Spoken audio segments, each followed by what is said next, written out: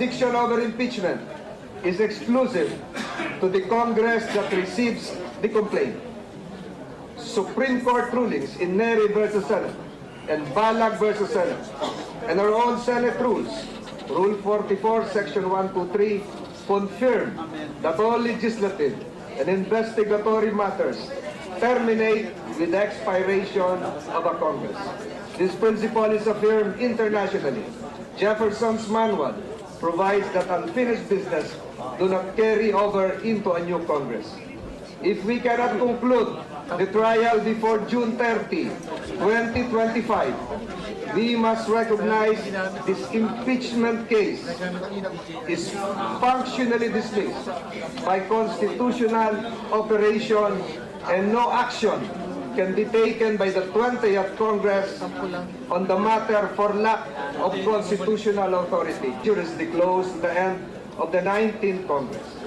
This delay compromises due process and undermines our role as an impeachment. Pag-amin naman ni Senate President Francis Escudero, bagamat nakatakda sa June 11 ang pagbasa ng Articles of Impeachment, nakadepende pa rin sa mayorya ng mga senador kung tuloy o hindi ang impeachment trial. Ayon kay Escudero, sa ordinaryong sitwasyon at sa kanya ring personal na paninindigan, dapat magdaos ang susunod na Kongreso ng paglilitis sa Articles of Impeachment na patatawirin ng kasalukuyang 19th Congress.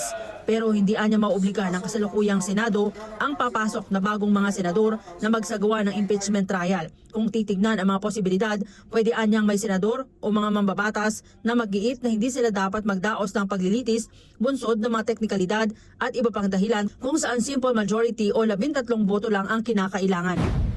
Wala lang. I doubt lang. Duda lang ako na yun ang mangyayari.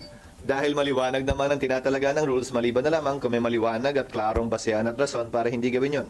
Pero sa dulo, pagbobotohan pa rin yun.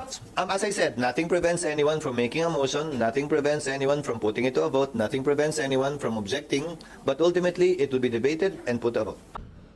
Hindi naman ganun yun.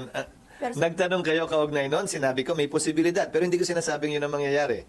I'm just being honest and frank and straightforward that there is that possibility always. But it has never happened in the past. Hindi pa nga nakaschedule para pag-usapan ito sa June 11 pa nga.